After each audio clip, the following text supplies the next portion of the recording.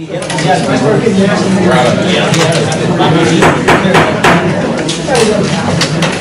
to call this meeting to order. Sorry we were a few minutes late. We had executive session. I'd like the Steel Valley baseball team to lead us in the Pledge of Allegiance.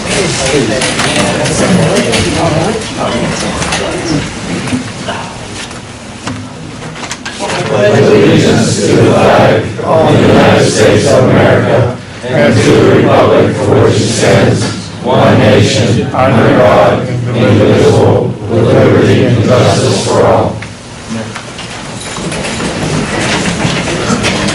Do we have any preliminary announcements, council? Anybody? I did. Mr. Brent. Mayor, this is Mayor Dawson. Okay. I just wanted to announce that our audits are complete for 2013, 2012, 2013. 11 and 12. They've been submitted to the state, and we've also received a report, a management report from the auditor, which we have to go over. We will go over that a little bit more in depth at the next finance meeting. It's just come back in, so I really haven't had the time to really review everything. So we're going to do that. Also, just a total of amounts collected by the tax collector so far this year are $3,527,410, with a remaining balance of $457,965. And that's all I have to report. Thank you. We're here tonight. We have a special occasion. It's huge for Munhall, huge for Homestead and West Homestead as well. I guess everybody here knows that Steel Valley won the WPIAL championship. We're very proud to have them here. We're proud of the accomplishment. The mayor would like to say a few words and issue a proclamation to each and every one of you guys on the team and the coaches as well. Mayor. Thank you. Welcome, everybody. It's really a pleasure to be here this evening. I'm so proud of these guys. I was a baseball coach once myself for about 40 years, but I don't think anybody will remember all that stuff. Anyway, what they've accomplished this year makes me especially proud of our Steel Valley baseball team. They went out there against the odds that they faced, and they did their thing. And just tickled me to death to be able to be here tonight to present you guys with a small token of the love that Munhall Borough has for you, and on behalf of the Steel Valley, I guess. But we're the guys that really got behind you and made you push that envelope. So I will say this: it's my honor to be able to recognize and congratulate our champion cardiac kids and on the WPIAL Class AA baseball champs, and also our representatives to the PIAA in the state playoffs. And at this time, I'd just like everybody to give them a standing ovation, please.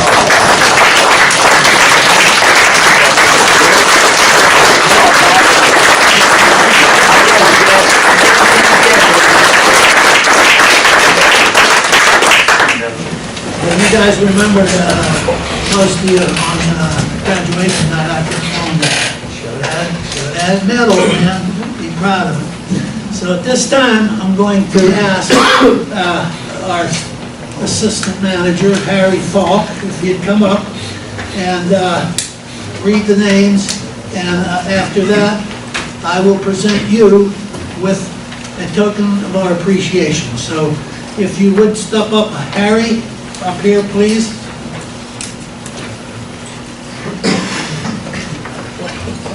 Mike Brooks. Come on.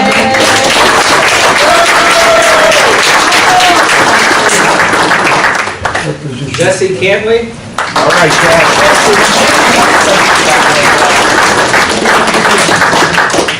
Andrew Chuba. All right. He's playing baseball since then. Okay, I'll take this. Brandon Donovan, He's in Colorado this season. Cole Egan,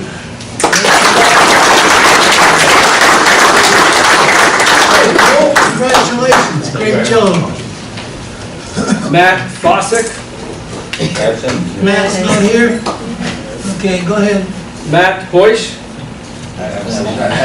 Hesh, Hesh, they're absent. Mike Hesh, Both of them are absent. Sam Lagueros,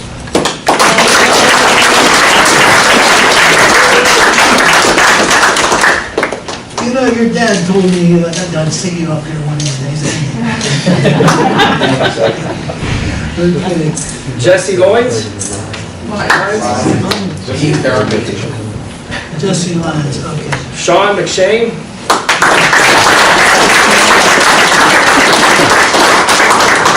Congratulations, I'm proud of you. Eric Morrison, I have Facebook. Connor Stevens,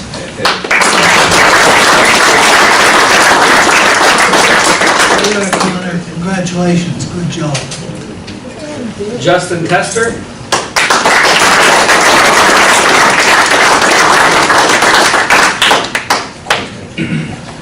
There you are, Justin, congratulations, and good job. Bryce Farhola,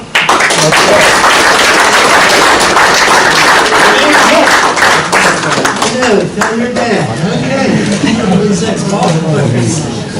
Okay, how about our coach, Tim Vickers? Okay, Coach.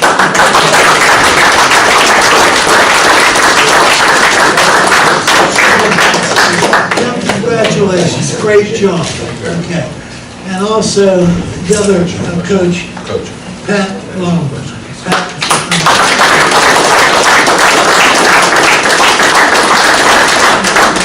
Pat, congratulations on a good job. Thank you. With that, I just want to say once more, you make us very proud. Still Valley, show your envelopes, show your medals, and be proud of the area, because Munhall is proud of you. And guys, as you go further on in life, and I don't know how many you got, are going to college, how many are, put your hand up. Who else? Come on, get them hands up. Hey, I wish you the best, want you to succeed in whatever you do, and you can bet that Munhall Borough is proud of you, and we will support you in all your endeavors. So with that, congratulations, thank you, God bless you.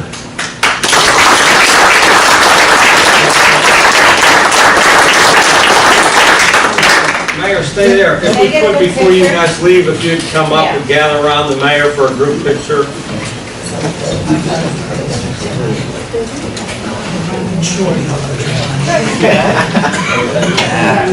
I'll be the only one in there.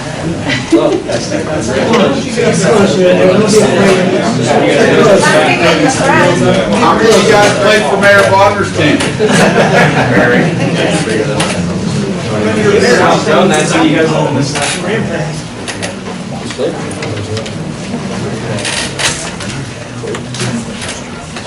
Squeeze in like.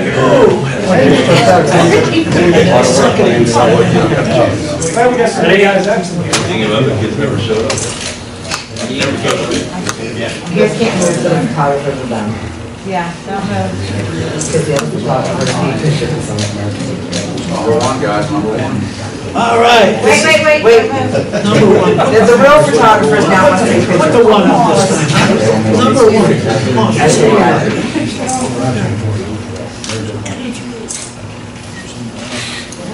Number one.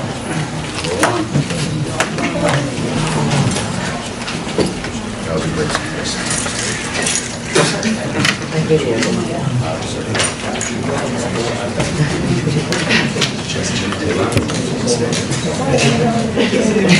Thank you. Okay, guys, thank you. Okay, guys, congratulations. Good job, guys. Good job, guys.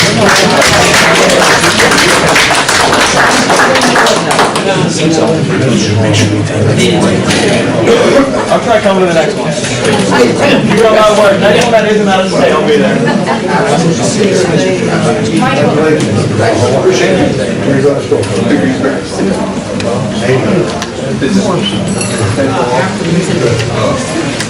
I just have one more little announcement. Let us not forget that even though the baseball came in number one, we won the section championship in volleyball. And I'm going to request from council, next meeting, that somebody, me, anybody, go up to the school board meeting and get their people together and present them with a commendation.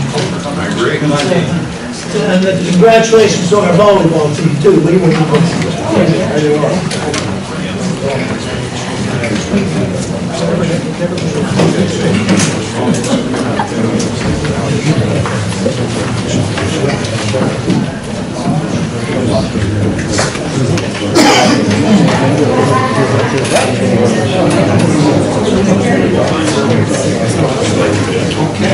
Terry, would you take a roll call, please? Sure. Mr. Ballas? Here. Mr. Shields? Here. Mr. Bonadians? Mr. Brennan? Here. Mr. Pulse? Here. Mr. Ingles? Here. Mr. Lloyd? Present.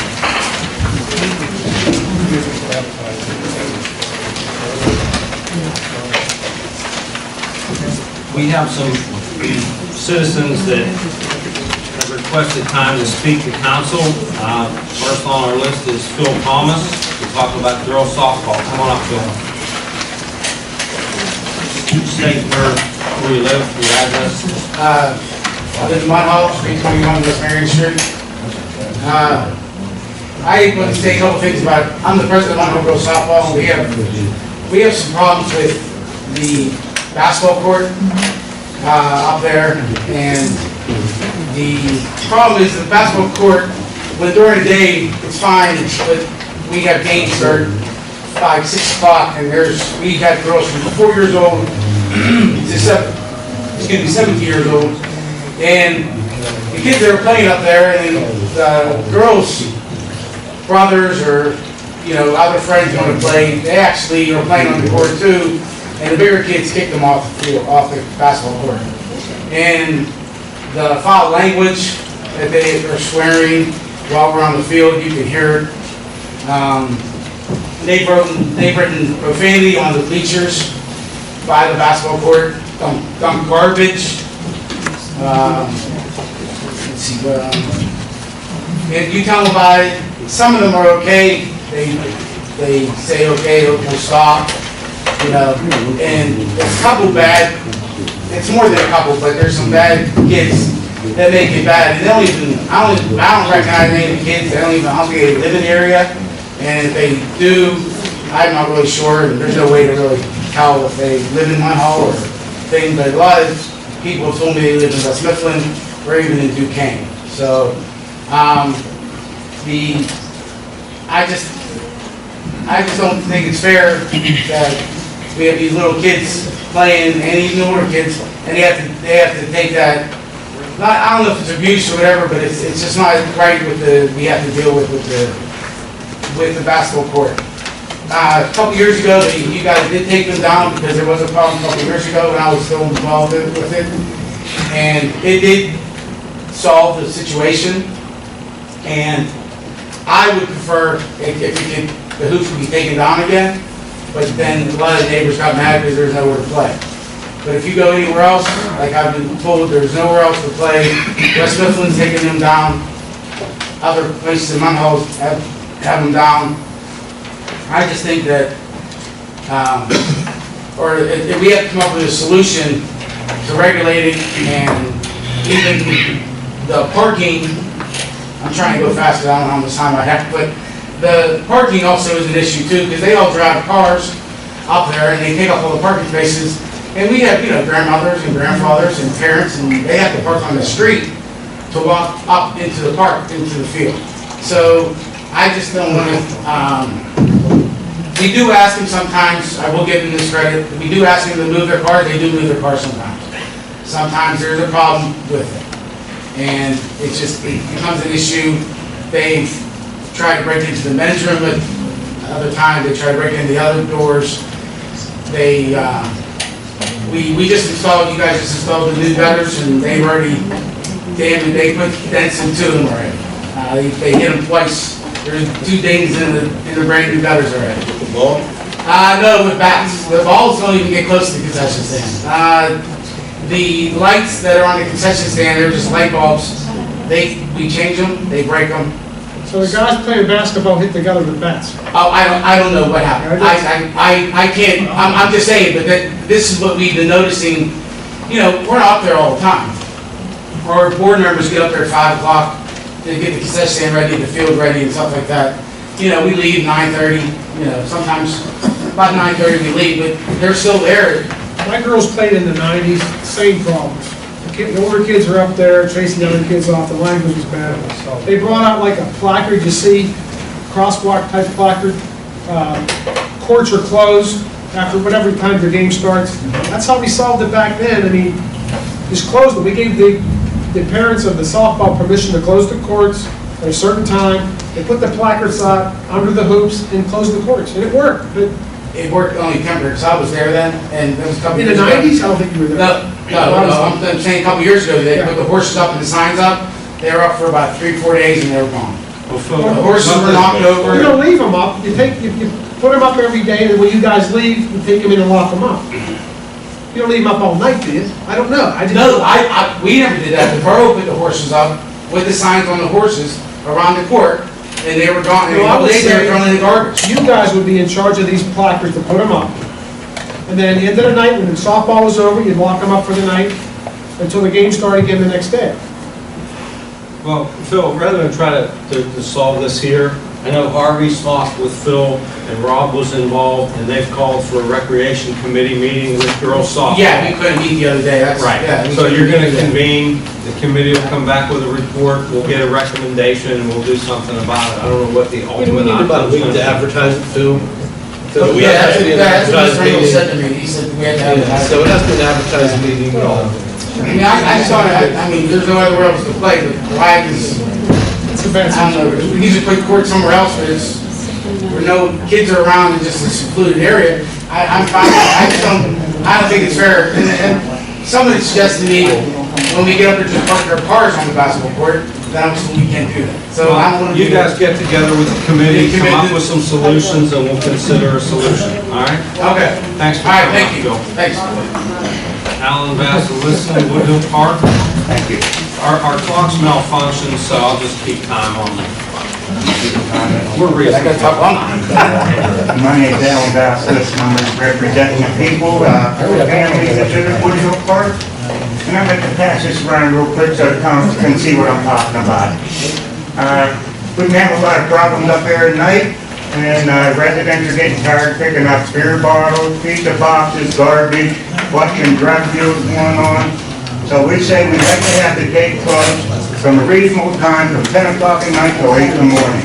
It's ridiculous what's going on up there. My family sees what goes on with Phil.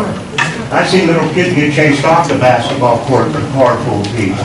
I've seen little kids, Rick's kids, get thrown off that court. There are people going up there playing basketball that don't even belong to Munhall. That's just stop. Our kids don't have a place to play, but we say kids. These are young adults, 18 to 25, they're chasing off 12-year-olds. I've seen it, my family sees it.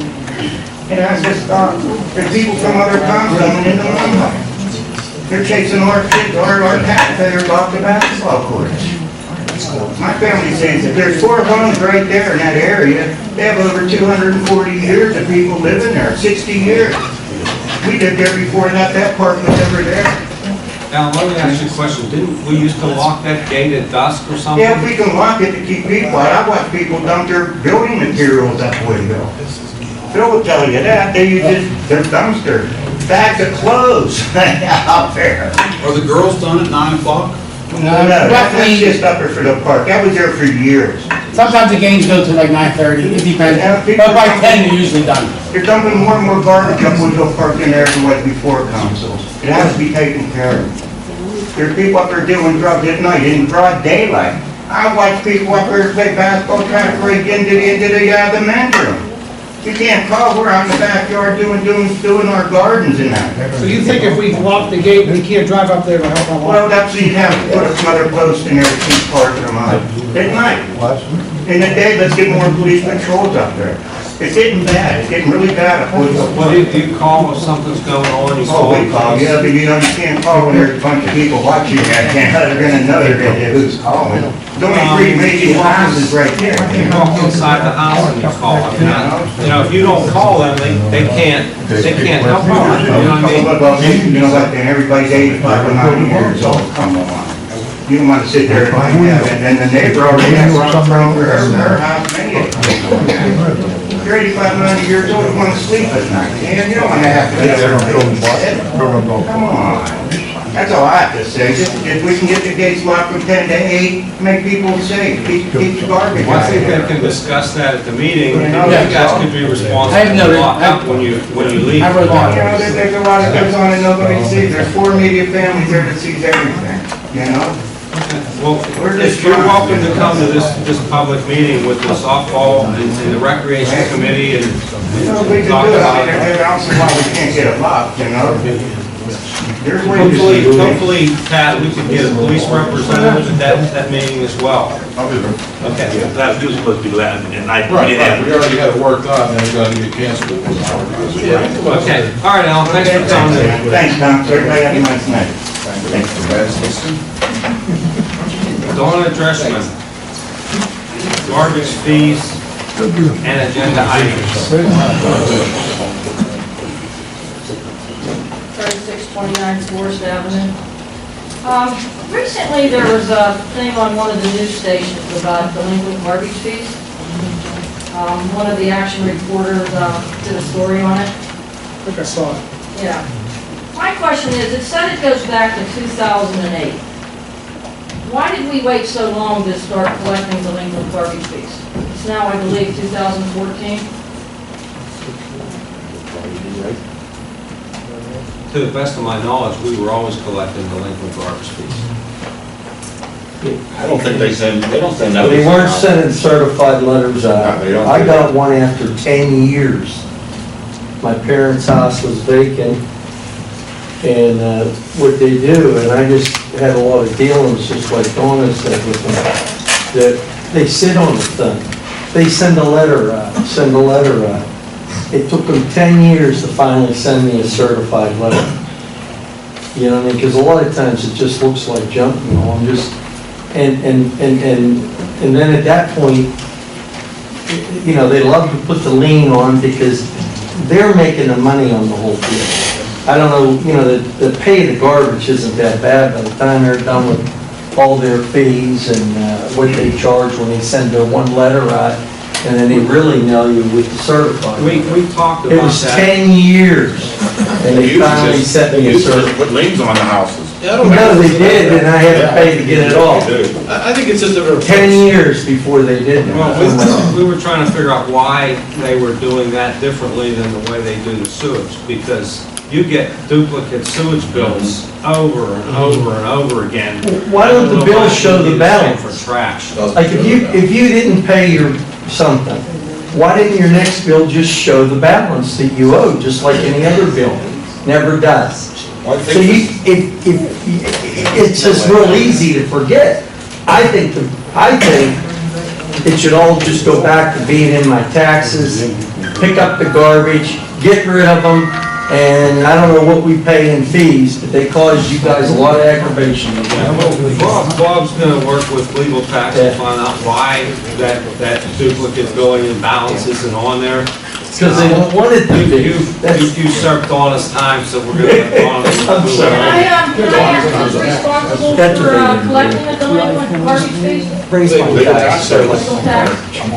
Did the borough ever check on it to see if they were collecting them? We get delinquent garbage fees, they send them to us. So we get a recalculation Yes. sheet saying exactly what they collected with I don't know the delinquent tax? detail on it, but It's usually when houses are sold. It's usually when houses are sold, there's a lien on there, and that's when people pay their delinquent garbage fees. Now, for water and sewage fees, they can turn your water off. That's why, it's more of an updated thing, if you don't pay, I don't know if it's for 1 year, 6 months, 1 year, they can actually turn your water off. We can't, You can't turn your garbage off. I understand that's the it, only but my reason. thing is, just, why did they let it go so long? I don't think there was, I don't- there was not an understand. aggressive, that's, I don't have the answer I to didn't say that. it There was was no from aggressive approach. 2011, but from 2008, this is what was said on the report. There was no aggressive collections going on, like Joe said, when somebody sold a house, That's when you get. they all of a sudden, hey, these person are delinquent taxes, and that's what they would collect Well, on. some municipalities have it in with their taxes, when you pay your taxes, your garbage fee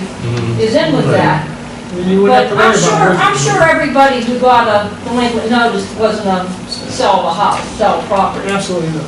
And if you happen to miss the notification, say like from 2005, then you continue to pay, like Jim Barkus said, you may end up with a notice 7, 8 years later that you owed in 2005. Years, The penalties and yeah. interest, Yeah, which Why- doesn't make sense. why there was a Why gap did like that I go? know what they're saying. that's been going on here for the last 6 months. People after people, resident after resident doing the same problem, so obviously, it's, Is there a, Paul can address some of that, he looked into it. In 1997, the Borough Council at that time did establish a collection for delinquent accounts, 1997. The question or the issue was, it was not really aggressively pursued. It's a new day now. Since 1992, over $500,000 of delinquency is on the books of people that have chosen not to pay. The taxpayers and the ratepayers have subsidized them throughout the years. Those days are over. In 2009, the council did set the garbage fee as $120 a year, billed in January, or if people would elect to pay quarterly, it's $160. The delinquencies start a year after the year that it's Okay, assessed. that So makes you're sense. talking That makes sense. 2013. What we can see in the books, a good part of it is from 2013 to 2008%. So I have worked and will continue to work with Legal Tax Services on collecting the delinquent accounts of those that have chosen not to pay or for whatever reason did not pay. And for those that have legitimate and documented background of why they didn't, there would be workout agreements okay. within reason. But there are those that choose to ride the system at the backs of the ratepayers. No, I understand it, I just don't understand why nobody pursued it. And it, basically fell through the cracks, which, I do know, like with, like you said, with the delinquent tax, some of the delinquents will never get it back, just like with the vacant property, you'll never get property back on that unless it's taken over by somebody. That'll always be maybe in with that, what is it, $457,965, which is, I believe, in the Munhall Borough taxes, which are remaining to collect for the year. Out of all that much, how much is that is vacant property that we'll probably never see money for? I don't know what that number is. Because what do we have, about 200 vacant properties?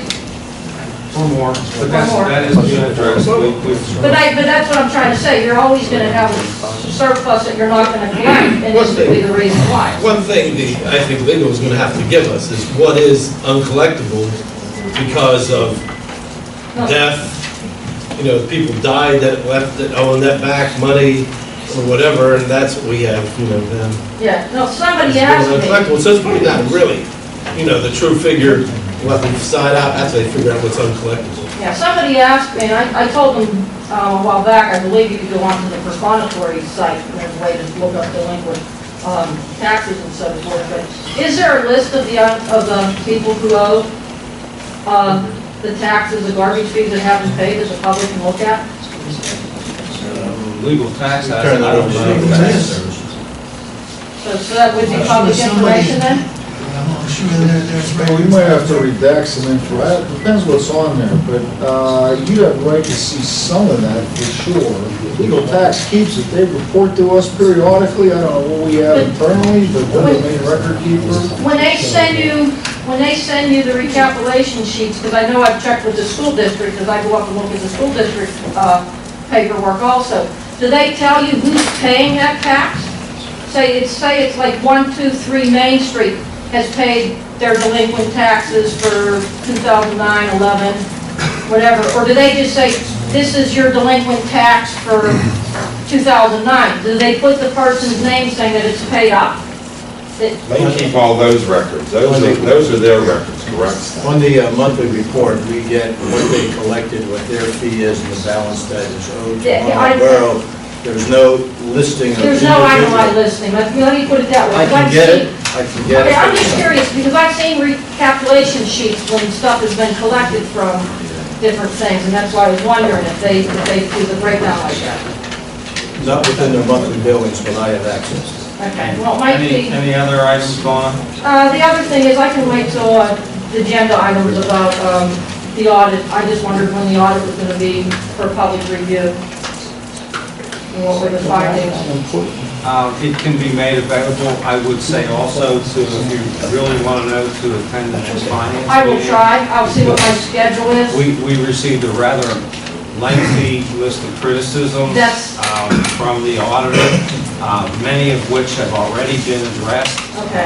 Some of which will be addressed moving forward. But it will be open for public review if anyone else wants to come down and look at it? We have a motion, as you know, on the agenda for council to formally accept the 2011 and 2012 annual audit. Yeah, that's already been a way. Assuming for the moment that council will accept that, then we'll post it on our website. Okay, and one other thing, then I'll come back up for the other two agenda items. The 911, did they work out with, I believe there was what, 2 or 3 people that went directly wired to the police station for service? Remember, they don't have the alarm system. Nobody got into the police station. No, well, I believe there was a woman that lived on Briley Lane, that she didn't have a security service, that if somebody broke into her house, it wouldn't go to ADT or whoever. She didn't have a provider. She didn't have a provider, so what happens with somebody like that? I don't know, she would have to get a provider. You'd have to get a provider. Okay, thank you. Thanks, Dawn. Anthony Cornetto. Abandoned property. State your name and address. Mr. Cornetto was here last Anthony week. Cornetto, 178 West Larkspur. And I was here last week complaining about some of the White property, especially next door to you. I'd like to know if anything, I showed the pictures to you people, some of them, not all of them are here. Has anything occurred since then? Or is anything going to occur? well, as you know, I went up and looked at the property. I discussed it with Mr. Cannon, who had been there. I visited with your neighbor, who provided us with the gentleman's power of attorney. Dave has talked to the woman that has his daughter, I guess, that has the power of attorney. Dave, you want to just tell the story? Yeah, I mean, I've talked to her. She said she'll be taking care of his affairs. She's trying to get in touch with 3 landscapers. One said as soon as he can get time, he'll come over and do it. He doesn't know when because he's so backed up. So, Correct. but what I do want to tell you is that we take these situations very seriously, where we have overgrown yards, where we have half burned out things laying in the alley, junk, rodents, things that lead to rodents. I think one of the things that everybody needs to understand is that we're very serious about getting all of this abandoned property, and we'll never get it all back on the tax rolls, but what is salvageable property, we want back on the tax rolls. We will be very aggressive in using the property maintenance code to enforce violations of the code. And you know, the process goes, it's a legal process that goes through the mail. You know, Dave goes to a property, if he can't meet with the individual and hand them a citation, he may mail them a citation, or he may mail them something that says, if you don't correct the violation, I am going to cite you. So neighbors call, Dave goes out, and they think that nothing's happened because they don't see anything happening. He may have taken that person to court, you know, at the local magistrate level, downtown, to Judge Gallo's office, sometimes over and over again. So as an administrative tool, what we're going to begin to do is post properties with a very visible placard that are in violation of the property maintenance code. It'll say Munhall Borough on it. It'll say not to be removed until the condition's remediated, and then you'll know that something's being done by the borough. I think a lot of people think that, well, they're not doing anything. Well, within our legal boundaries, we are doing what we can. We want to post property so that you know that we're doing something, and as part of the committee that's meeting to put these properties, it was the blight management committee that we're just now forming. We've put some money aside so that we can start sheriff selling property where it's appropriate, putting up tax dollars where we think we'll get those tax dollars back through the sheriff sale process. And we also discussed that possibly we're going to have private contractors go in where a property owner refuses to clean up a hazardous condition. We'll hire someone to go on the property, do that, and lien the property. Because it's not fair to the neighbors to have something that's totally dilapidated, that's potentially a collapse hazard, a rodent problem, and so forth. So we appreciate you coming. Look for a very aggressive program in that way. And please, everybody, you know, don't take it out on Dave, because we charge him with going out and cleaning up the neighborhood and making it safe and fair for everybody to have a nice neighborhood. And he's just a mailman. So look for him out there. You'll see signs being posted. Thank you. Thank you. Okay, public comments on agenda items. Kevin, I missed Kevin. Yeah. How could I miss him? I don't know. Sorry, Kevin. We coached hockey together for how many years? Too long. Kevin Londo, 3837 Shady Avenue. The reason I'm here is there is a paper street. It would be Paper Superior Street. It would be between Big Superior and Little Superior. It's adjacent to my property and 3 other pieces of property. I know myself and Mr. John Skills, we've been maintaining the piece where our property borders this. It's borough property. I would assume that there was never a street there from in the 50s when the houses were put up. Mayor, am I correct? I'd say. Okay. I didn't actually take measurements, but I'm going to say if anybody decided to ever put a road in there, it's going to be a really, really narrow road. What I would like to do is I would like to acquire that piece of property. I would like to know what I have to do to get that piece of property, maintain it, and have it adjacent, attached to my property. Okay, we've done that in the past. Yes. And I'm not going to give you any technical details, but when we've done that in the past, they've given the adjoining neighbors, the adjacent neighbors, an opportunity to see if they have interest, and each one would divide it up. Right, and if not, one person, you say there's 4, one person could end up acquiring that. Well, the whole thing is, we would vacate. It's a paper out. I don't know, was it ever accepted? Is there ever been a street there? No. And there probably never ever will be. No, but one thing was, if I recall something, a few years ago, you and Mr. Skills agreed to kind of split it. Well, we would, our section, but then again, up above, you have Dembski and Bish. They would own that piece of property up there. The only part of property that was ever maintained was between myself and John Skills. Now, it was, when they put the sewer line in last year, they had dug all the way up there and it was clear off, they planted grass. Well, our grass is nice and their grass is this high. So obviously they're not going to take care of it because it's not theirs. Well, we've been maintaining it because it is adjacent to our property, which for me and him would be very beneficial together to gain 15 feet. I would gain 15 feet, he would gain The 15. manager and I just discussed it, there was never a street there, the borough never accepted it. But there's a sewer line there. There is a sewer line, and there's actually, But they never really accepted it as a street. Well, it doesn't matter what's underneath the ground for this analysis. I'm trying to determine whether or not the borough has to vacate. The borough only has to vacate if it wants to vacate something that it has legally accepted responsibility for. Paper streets are laid out all the time. If the borough never took the street, didn't accept the street, didn't make it a street, never took responsibility, after 21 years, then our time is run. And that property reverts to the adjacent property owners. You may in fact already own that land if we never accept it. but when I purchased that house, it's not on the deed. I want it on the deed. Well, that's not our problem. If we never took it, it's not our property. You'd have to file a quiet title action, need a private attorney to go down and have this clarified if you want that on your deed. Otherwise, you can just maintain it forever, no one's gonna question it. But if we haven't accepted it, there's nothing for us to do. We don't own it. 21 years passed since this was laid out, this plan, I'm sure it has.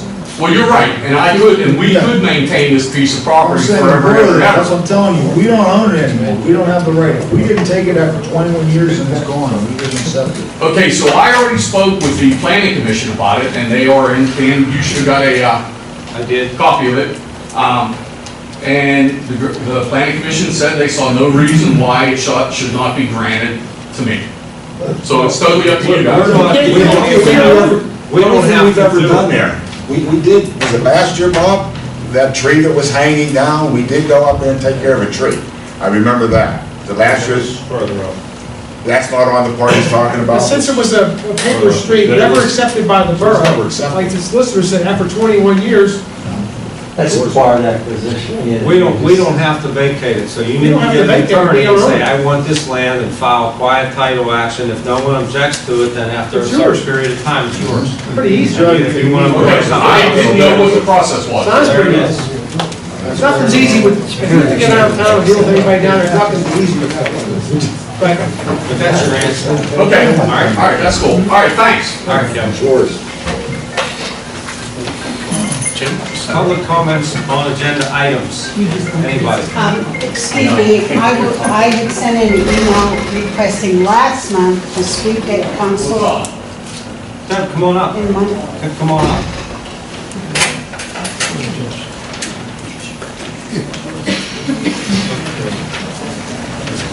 And state your name and address. My name is Deborah Krishka. I live at 1123 Ravine Street. And my concern is the road that is behind my property, which is Cool Road. You access Cool Road from Ravine Street, but my address is 1123 Ravine. Because of the erosion of the road, water running down the hillside back there, there's a wall, a supporting wall on the edge of the property that's leaning at a 28 degrees angle. It's going to fall onto our property. And I just feel it's leaning it against our wooden fence that's on the sides of the property, and it's damaging that fencing along with neighboring properties. One is a Kaidos Pub, which is a thriving business down there, and I feel that I would like something done about it. It's a public safety issue. Elderly people live on that road and need to get up there. And is this close to where the water main break was? Just right next to Pilos, to the left of Pilos. The water main break was up on the hill, right? Right. Further up. Further up.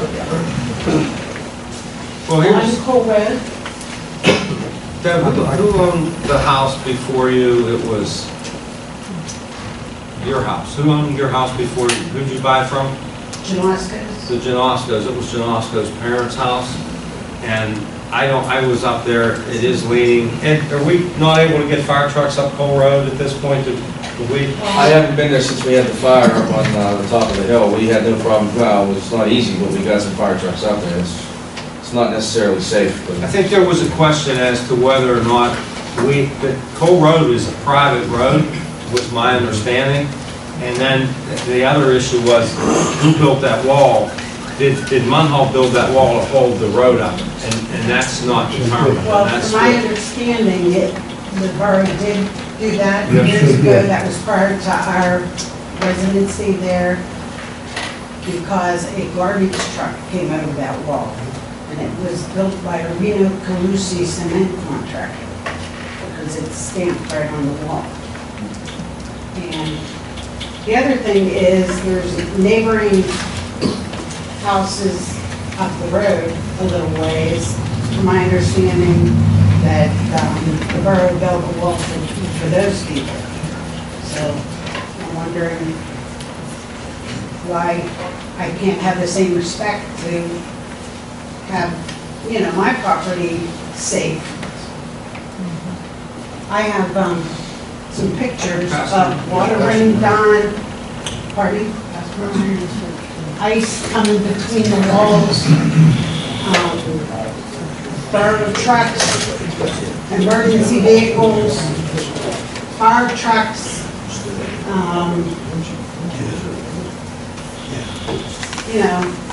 they make use of that, and it's needed, I understand that, but I still need to stay safe also. Who's to say that one of those trucks aren't going to come over that hill itself?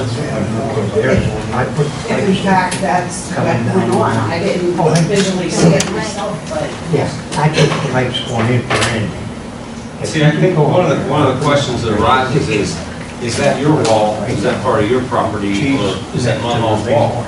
Well, whose wall's the property on? Is it on borough property? Well, I would think so. It's a Do we own property where the wall is or not? No. We don't. I would think it would have to be, if it's not on their deed, if it's included in the measurement of your deed, it's going to be considered your wall. And if it's beyond, the limitation of your deed, then it could be someone else's wall. Okay, well, but is my neighbors also have the same issue. And who's responsible for the water running off the hillside? I don't know that. And it's causing the road to erode, and that's what's causing the wall. Well, ma'am, there's always going to be water runoff. When it rains, water runs, and you're only responsible for water runoff if you change the natural course of the water flow. If I own land above yours and it rains and it runs down, there's nothing I can do to help that. Now, if I divert it and so you start getting flooded, I've changed the course of the water, then maybe I'm responsible if I have higher land in those, but otherwise, water always runs downhill. Nobody can stop that. So, no one's responsible for that. Let's say someone changed it to make the condition worse, it's causing flooding. And if the wall's on private property, the borough isn't permitted legally to go rebuild a wall on private property. And maybe it was done in the past, you're citing examples, I don't know, I wasn't here, but that doesn't make it right. And they can't spend public money to go fix a wall on private property. Now, if we own the wall, that would be a different issue. I don't know, that's why I'm asking these questions. It sounds like it's on private property. Well, wouldn't you have information on property on Cool Road? We have a record of property we own. I don't know if that's among it. That's why I was asking these questions. My job is to tell them what they can legally do, and that's why I'm trying to answer your question too. I tell them they can't rebuild a wall on private property. It's not legal. Can't do it. So I don't know what the circumstances or the history, but I'm trying to offer you that explanation as the solicitor, what we can do and what we can't do. I don't know, unless it's our wall on borough property, they don't have the legal right to go on there and fix it. What about if You did build a wall. that wall? You did build a wall up there. You built it about 200 feet up above her place. Where her place is, there's a spring comes out of the hill, and I piped it. Where the spring comes, I piped it all the way down to the Martin Creek. I did that maybe 20 years, 25 years ago. And everything, they have no problem. So it must have got filled up, or somebody blocked it. But they didn't have no problem. I guess in the last 5 years, they started having problems. But there is a spring that Munhall went up, the second or third house from where the creek comes in, that goes under Well, the third house where Michael used to live, they have Munhall Borough built a wall there. Because Mrs. Michael's complained because the water was coming down in their yard. And they This is the did first build time a this wall wall up came there. up. I was down there with Mr. Bresnai a few years ago. And the situation is, if the borough put the wall in, they own it. The borough owns it. Yes, they put the wall in. But the question is, was the wall there when they, 100 years ago when they put the house up? No one knows, to hold the road up. Did the borough install the wall to hold the road up, or did the residents install the wall to push the road up that way, hold the wall up that way? No one can ever come up with the idea who built the wall. No doubt You would about it. still build a wall. If the borough built the wall, they own it. We own it, the borough owns that wall. You would still build that wall. Now, That's where their train truck went down when they took the ore down that you way. would still built the wall, I mean, I don't know what to say, I never heard that. Yeah, that's the first Yeah. But unless we You're right, have some kind of proof that It's we own the stamped wall. with the contractor's name on it. Right. Well, they could have But got, he's US no Steel could longer have in got the business. Why you still doing a wall, I couldn't tell.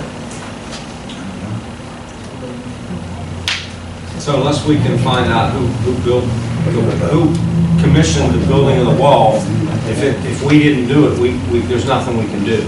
You know, if it can be proven that we built that wall to hold the road up at some time 50, 70 years ago, then we may have some responsibility, but we have to know that. Well, do you have archives here? There's archives in the Belton, but, you know, I don't know if there would be anything like that. I don't know. Could we search for that? I imagine you could arrange to do that.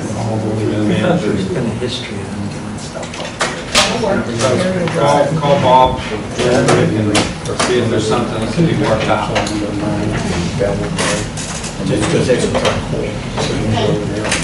Thanks for coming.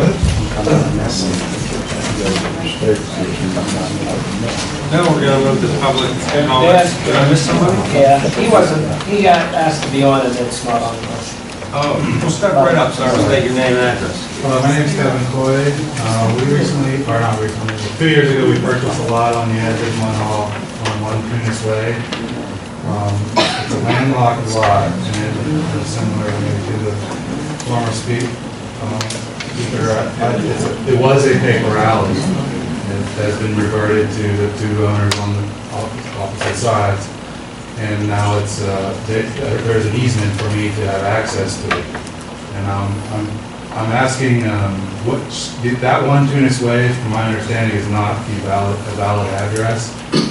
After talking with Pittsburgh City Planning, and they provided a couple recommended house numbers, but for various reasons, we would like to maybe recommend a street name as well, that we can call it. I mean, it's not on a street, it's a landlocked lot. It's off of Oakville Street, which is technically in the city, and it's off of, well, it's behind or downhill of Hamilton and Eden. So I have a visual reference. I have a copy of the survey here you can take a look at and pass it on. That's in the CAD. It's in CAD? Yes, it is. So that's in the Allegheny County system of roads that they use for mapping 911 and giving dispatch and fire Sure. a street address. So it's actually named. Yeah, well, it was, I think like the language you were using before was never accepted. There's a sewer on it, but there's a, it's in the city's borders, but it's not they didn't accept it from what I've been told by Pittsburgh City Council. It's just an easement, as far as I know.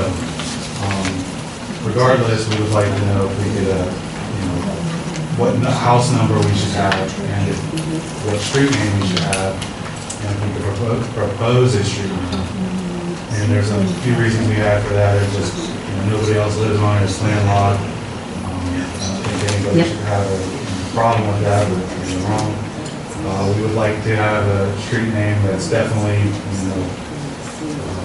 noticed that it's in Munhall. I've heard some issues with neighbors up there that they get some confusion of whether they get mail sometimes in the city and they're not supposed to because they live in Munhall, or it would be nice to just have a street name that's definitely in Munhall. Well, I don't know what the process is for doing that, Greg, you know? Well, first of all, you gotta do it with the post office. For them, they have to recognize an address. They They're told first. us, they told us we need to go to you guys. We just called today. We just called today and Homestead said Ordinarily, they we make need the that. rules, but in terms, so this is a private easement, it's gonna be a private access. It's not gonna be a borough street, we're not gonna own it or maintain it. Correct. But we need an address, since I believe, since the property is in the borough. Even though we, I've done that. I had a door that was on the side of my building and it had no address, and I subdivided, and I went to the post office and I said, you know, 801's there and 805's up there, and they said, well, then it's 803. And that's how we did it. And they issued me a document that said this is now recognized as 803 McClure Street. I did that to the Homestead. He hasn't even had a street name for it. As far as I know, we this, don't own it. it may be We recorded. name our streets, it's your private road, I don't, to me, you can name it whatever you Well, I want. guess I'm not really saying to name the easement. We need I think a street name associated with our. You need the our lot. post office to recognize your address, okay? You can certainly put us on notice, it's gonna be your private road, you're the only one on it. Legally, we can tell you what you have to name it. It's your private property. Okay. That's not what we were told earlier today. We needed to match 911 as well, so we were told that it's not registered with 911, so that's what we were told over the phone, so that's why we were concerned, because once our house goes up, we don't want to call 911 and have them say, where's Tunis? Oh, that's in the city. Oh, no, that's actually in Munhall, because that's been the issue up till now. That's what'll happen. Is the, Well, that's what you don't want to happen, so I reach out The easement, no. The whole lot is. And so that's why I'm saying, but the access is in the city? Yes. You access it off Oak. It's pretty correct. I know right where you're coming from, but the lot itself is in Munhall. Right. Our home will be in Munhall, but the access to is on Oakville. If I'm not which mistaken, Oakville there's a belongs house to up the there on city. Homeridge that is the last, that is in Munhall, it's on Island of Homes. Left-hand side. Left-hand side going back. Yeah, way back there, you gotta go through the legal place, there's one house back there. oh, the end of Mapledale? Nah, it's So on if you would Homeridge. go Morgan's Lane, probably closer to Morgan's Lane than it is the case. Yeah. We used to go through, you know. The chiropractor owned that lot. There was a chiropractor I up don't there. know, I don't know what the process. We're not associated with it.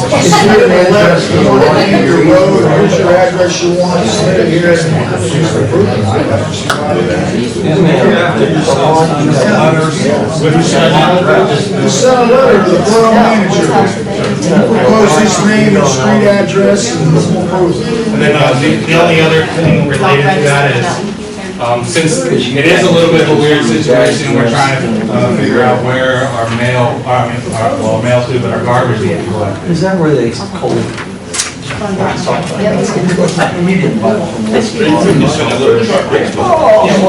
we all live in a stable home on it. There you go. Not for when you want it though. Some sort of agreement. Excuse me, but when they're coal up there, Yeah, they stripped coal there one time. It's the old Katona property. We got it out of your hair, actually. We want to go to our house where we pay our taxes. Well, looks like that solves your issue then. Yeah, as long as that's Send a letter, we'll follow up on it. When is there gonna be trash there? Not till the end of the year, we're hoping to start construction in a couple of weeks. Okay. When does garbage collection Where start? it is, Permit? no, it's in Lebanon. Or with the As soon as you get it off, we'll bring it up, maybe we'll get set up for trash. Okay? Thank you. Thanks for coming in.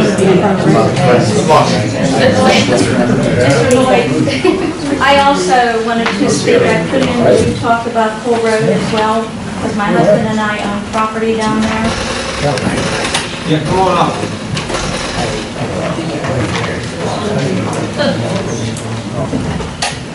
State your name and address. My name is Barbara Pickford, and I live in West Midland, but we own property down on Main Street, 1119, it's 2 doors down from Tire Depot. I actually grew up there, and most of my life, the borough has maintained that road.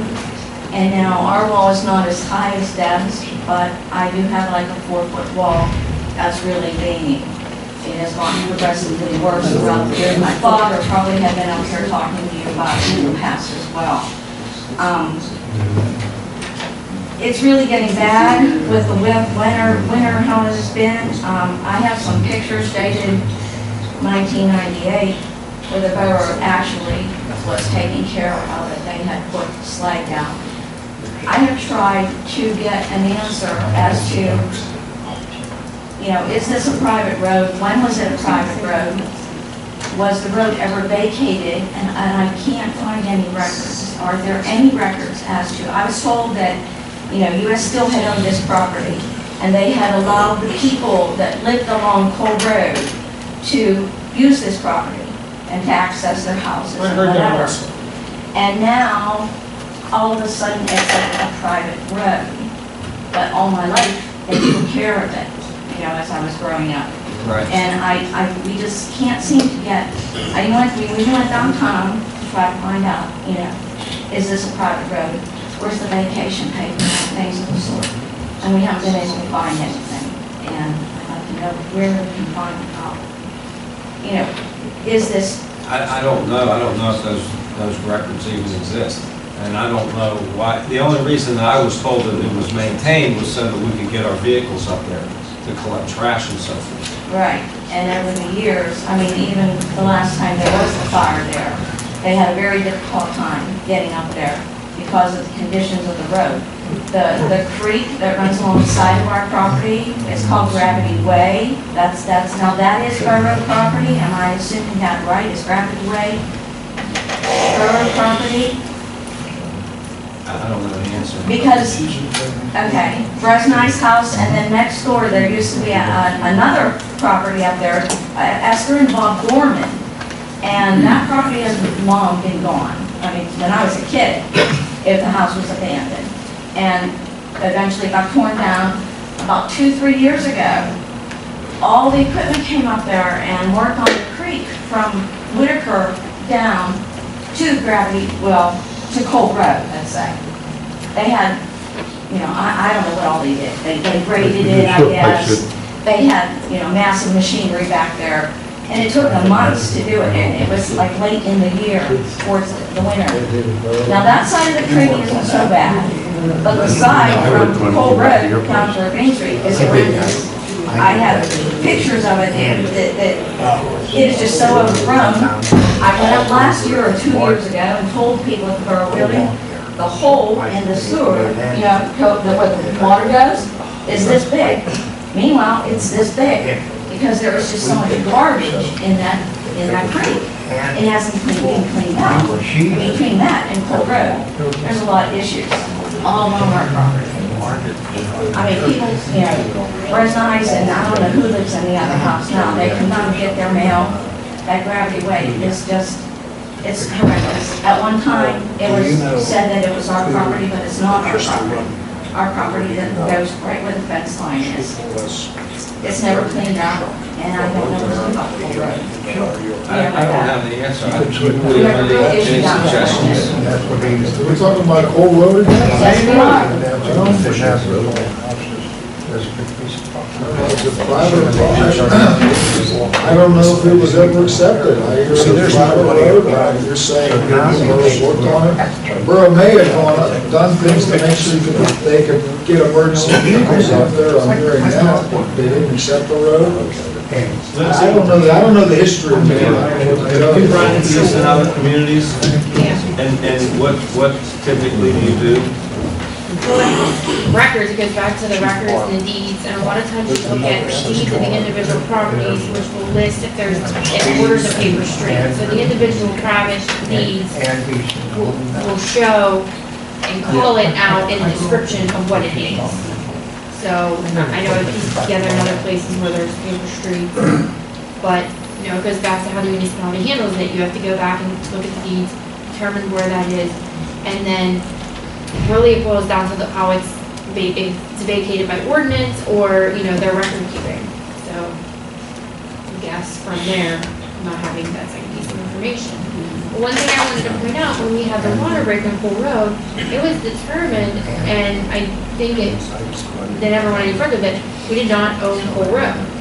It was accepted by all of We had us. the water break above Youngkin's property. Right, Right. right. At that point, it was, we don't own it, we never owned it, it's a private matter, it went away in terms of working with, the gas company and the water company. So that's my recollection of that. Yeah, that is correct. That was the conclusion at the time. We did research it back then. There was analysis made. This was only probably, what, 3 years ago? Not even, Yeah. not even 3 years. Yeah, less than that. It's just saying this ownership, potential ownership issue was researched because there was a water main break and we were trying to get the waterman responsibility. And the conclusion was made, and I do recall that now, that it was not borough property. And those involved accepted that based on whatever evidence that existed. Which meant to the property owners above and the property owners below, that if they were adjacent to the road, they basically owned half the road. We're responsible to maintain that, right? Right. The private Can road you is- dig those records up from that? That was the Youngkins and the water company, Greg, if you can Yeah. find anything on it. And we'll be glad to get those to Bob, who wasn't here, We and just, he can share that really with like you. some answers about it, because anytime Pole Road is mentioned, it's like, that's a private road. Well, I think the research that was done more recently, that's what it did indicate. Yeah, And but, so, like, that's fine, but there's nothing there to back that. well, I think there was something there to back that up. We can't find anything. Well, we're gonna provide that to you through Bob. They're gonna get it to Bob. You call Bob, and we'll give you the information that we have. Okay, All right? okay, thank you. Thank you.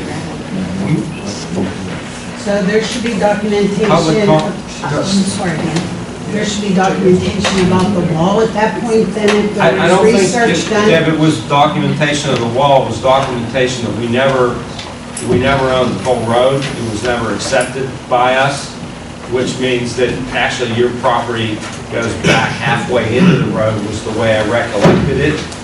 And if the property owner above you, their property would then extend halfway down into the alley. And so your properties, although they look like they're separated by Cole Road, they really abut in the center of Cole Road was the determination, I think, that it was arrived at. So we'll get that information and it'll be available at the office, okay? Okay, public comments on agenda items. On this item, Great, Nick, stop. on number 9 and 10, would somebody explain to me the 12 Mr. o'clock? Wallace, I got Nick the floor, we'll get you next. Thank you, Mr. Wood. Nick Rolla, 179 West Larkspur Street, I just have a question on number 3 item on items for consideration. Mr. Brennan, Mr. Engels, Mr. Shields, Mr. Claus, Mr.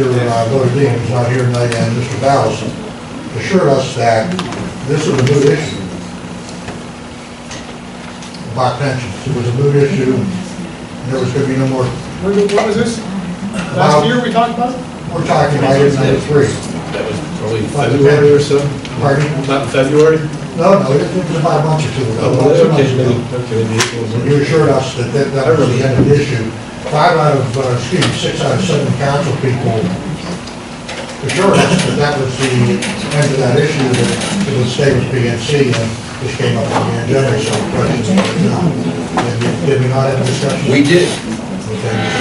I said, we talked, I said, it's not broke, why fix it? Right, I remember that's good. Okay. My thing's always Okay, well, you're voting on it tonight, apparently, from what I see here. That's, I just. To move it? Pardon me? To move it? No, to move to authorize a request for proposal. All right, Proposals. RSP. All they are proposals then. Well, what does it cost to vote?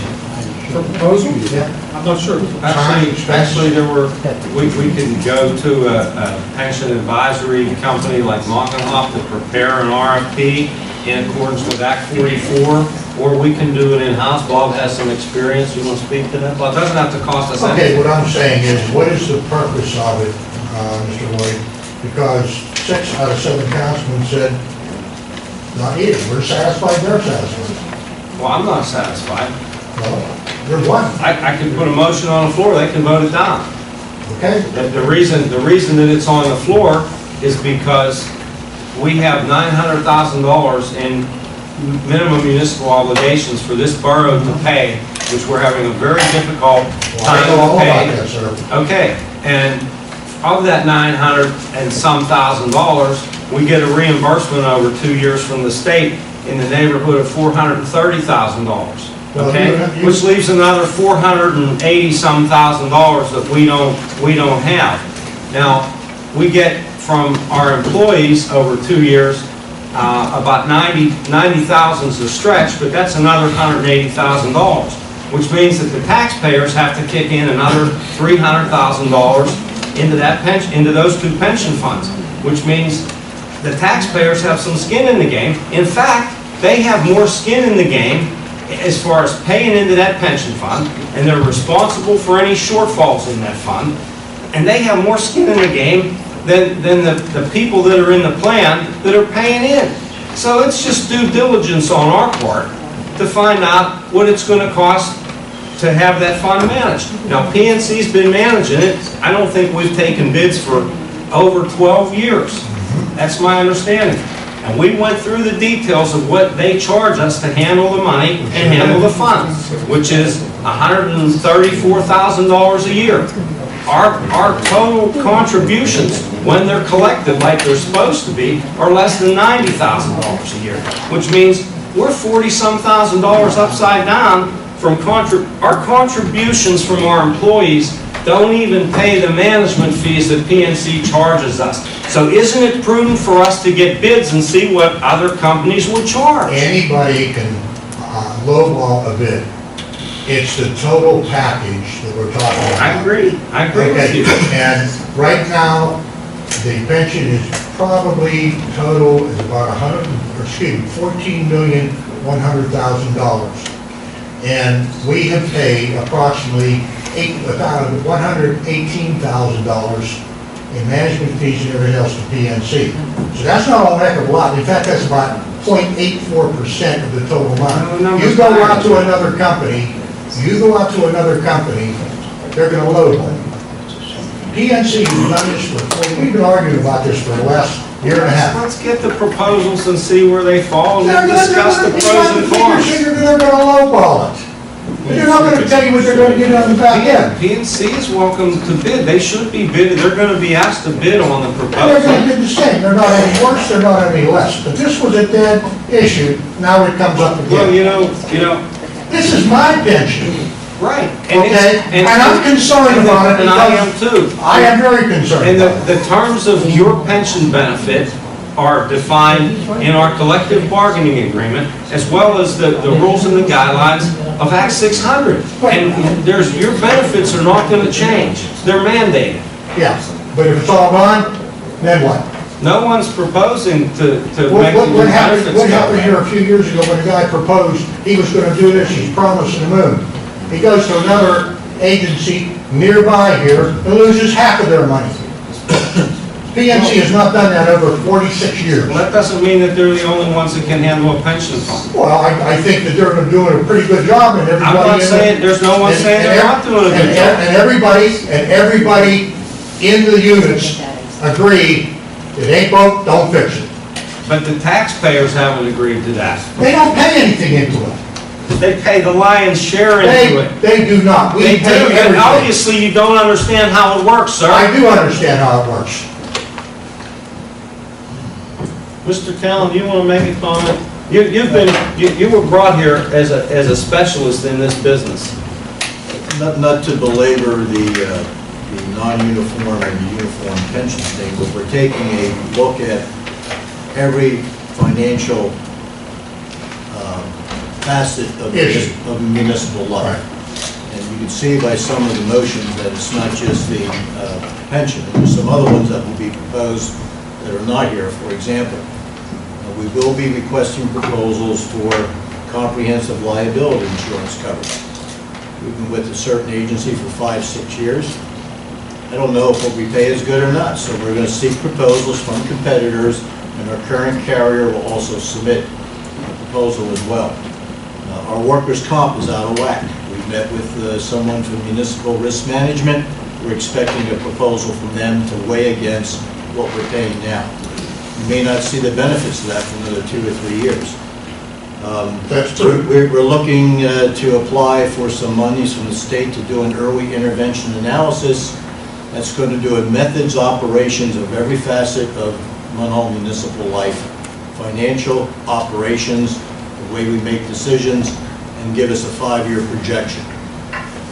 We're looking certainly at the administrative costs for the non-uniform and the uniform pension plan administrator, not the assets, the administrator. And in that proposal, I got 3 pages of the questions that they need to answer.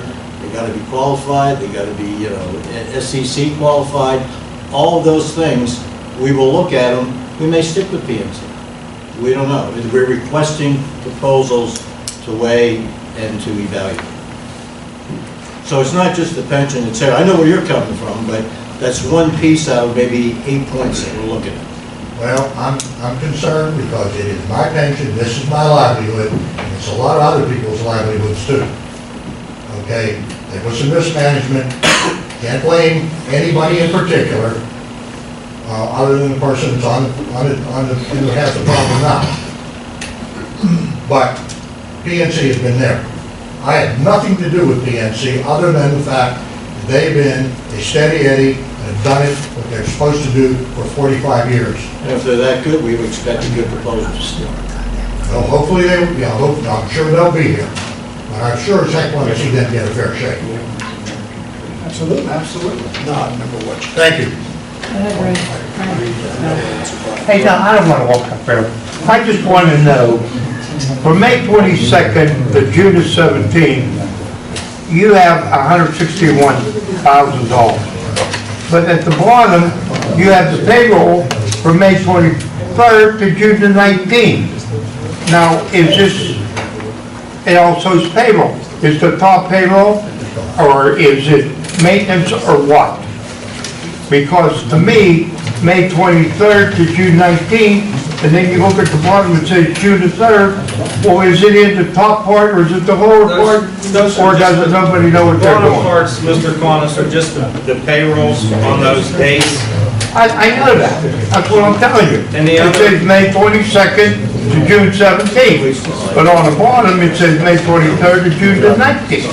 And then on the bottom of that, it says June the 3rd. Let him answer the question. Payroll on June 3rd was for the previous 2 weeks, effective May 23rd. But you pay the payroll of administration and the police, and I don't know what the heck the recreation is. That's not payroll, that's operation costs.